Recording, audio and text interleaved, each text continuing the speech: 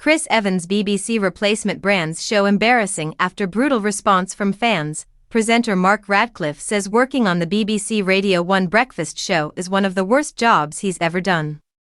Between 1991 and 2004, the 67-year-old hosted a variety of shows for the station. Alongside Mark Riley, in 1997, the duo took on hosting duties for the Radio 1 breakfast show. After Chris Evans stepped away following just under 2 years in the role by October, however, the pair were shifted to the afternoon slot, following a reported dip in listeners. In a new interview, Mark insisted that taking on the show is one of his biggest career regrets. Quizzed by The Guardian on his most embarrassing moment, he said, "The Radio 1 breakfast show was an embarrassing moment that lasted for 9 months."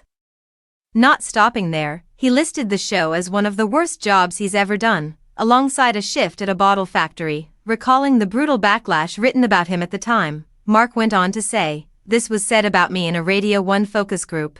I don't pay my license fee to hear scummy northerners."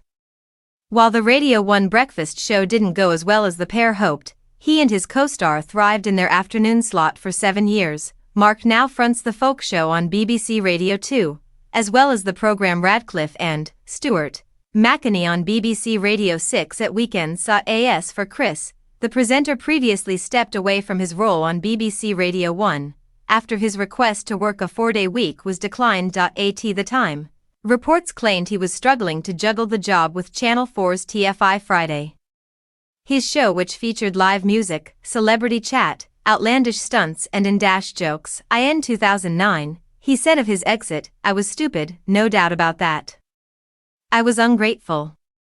I had this brilliant career and messed it up."